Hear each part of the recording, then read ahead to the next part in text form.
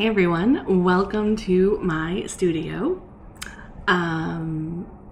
This, you can't see, this is my desk. That's my wife's desk. And that is a painting by some of friends of ours. I want to get in the habit of vlogging more. Vlogging is like not the right word necessarily. Like I don't really want to document my life, but I want to get in the habit of like recording and talking to camera more. I mentioned this back in my first syllabus video of wanting to, get better about having ideas and getting those ideas out of my head and into the world, and wanting to figure out like my voice so that I don't sound like other people. And I think since recording that video, I can hear the bells.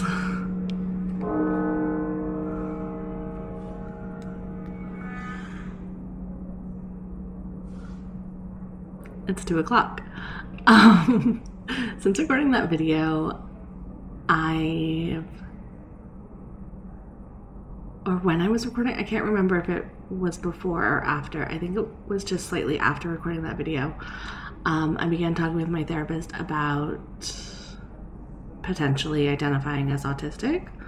My therapist isn't qualified to diagnose me, so I can't say like, oh, I'm diagnosed autistic, but we were just exploring that as an identity or as an explanation for a lot of the things that I've been experiencing. And so I think a lot of what I was trying to talk about in the original syllabus video, was this idea of unmasking. Like, I don't know who I am because I spend so much time camouflaging and like masking to fit in. And I'm trying to like undo that and unlearn those behaviors and just figure out like who I am. And that's really hard to do in isolation.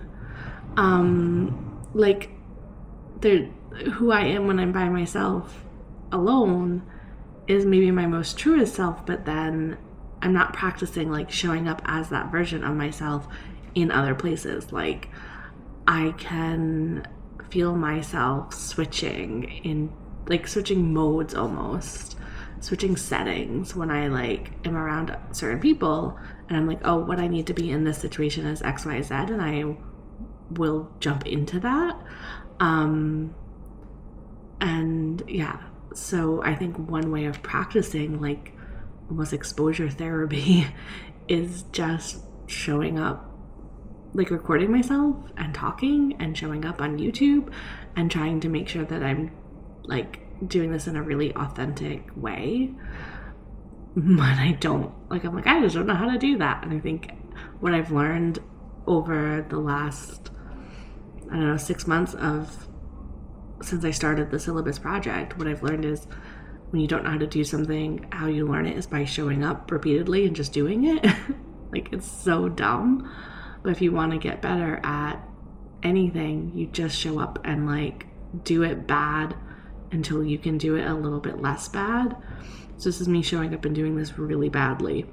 It's massively uncomfortable for me to do. And just like, I hate being bad at things. I hate being publicly bad at things. I really don't know what I'm doing. I feel like this is rambling. I feel like this isn't making any sense. And this is pointless. Which, again, if you've watched any of the syllabus videos, that inner narration is not new. The way that my brain quickly goes, this is bad, it's pointless, don't do it, is so quick. It just doesn't give me any room to try and make mistakes and mess up and be imperfect, which is who I am at my core if I unmask, right? It's who we all are. We all are at our roots messy and imperfect and just trying our best. But my brain doesn't let me show up in front of other people as that version of myself. It wants me, if I'm going to put myself on YouTube, to do it polished and perfectly so that there's no room for anyone to criticize or get mad or be disappointed in me. It just wants perfection all the time, which I would have told you like a year ago that I really had worked through my perfectionism issues. I really thought, I was like, no, I'm not a perfectionist anymore. Because I like got over having typos in emails. Like, I don't care about the typos. And I really didn't think about like, oh no, I just like adopted a new identity of perfect. Like, showing up perfectly is showing up human, which is like showing up with mistakes and typos. And like, I just kind of shifted the definition of perfect to like be almost perfectly imperfect. Like, I'm allowed to be messy, but in these very specific ways. And like actually just, but like I was still really good at that. And so like actually just showing up in a way that I don't think I'm good at is challenging. And it's not in the recording right now. It's in the posting this and being like, here's a really messy ramble that I didn't edit, because if I edit, I've recorded 40-minute videos and I will edit them down to 10 minutes. Like, I will cut out everything that makes it human and relatable and imperfect and messy and me. I will cut all of that out. And then I feel like shit still about the 10 minutes that are left. Like, editing is a really difficult process for me to engage in.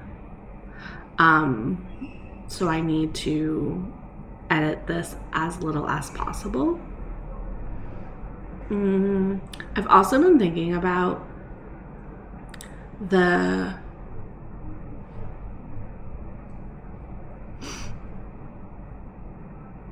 I don't know what the right word is. I don't know if it's like guilt or shame or grief. I think it's grief. The grief of lost time a lot, particularly as I start this like year of really trying to focus on becoming a paid illustrator, even though I have like zero art skills. Well, not zero. I have like 10% more art skills than I did a year ago, but compared to where I need to be, it feels like zero. Anyways, as I like start that journey and as I like look at a lot of younger people like on Instagram and on YouTube, and there's a grief of like, I was making YouTube videos 12 years ago. And if I had stuck with making YouTube videos, how much further would I be? Like, how much better would I be? How much more successful would I be? And the thing is, I know that like past version of me wasn't ready to be like visible on YouTube. If anyone said like anything mean, I would take it super to heart. If views were low, I would take that super to heart. Like, everything just hurt. I didn't have like a separation between me and public criticism. I just would, if people made mean comments, I would cry for days. Like, I just really was not ready in my 30s to be on YouTube. And the platform of YouTube was different.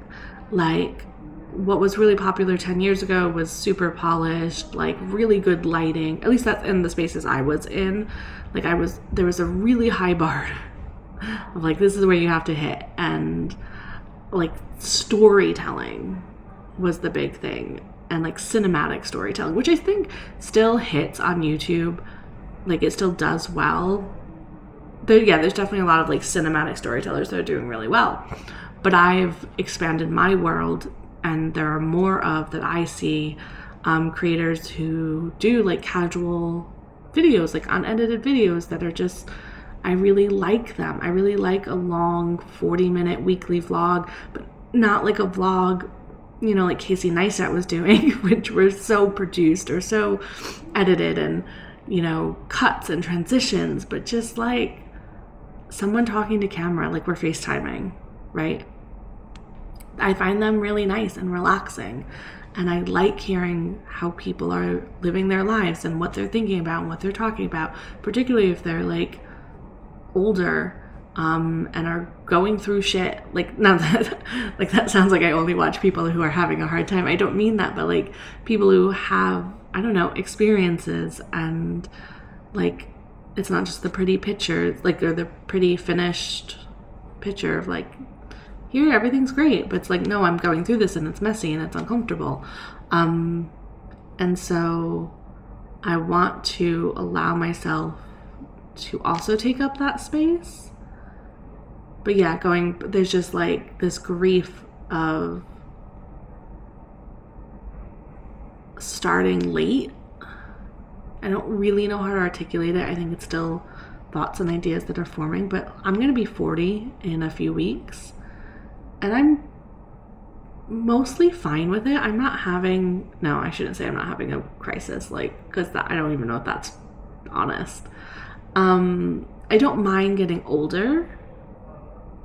I don't wish to be 20. But what I'm really feeling, I think, is just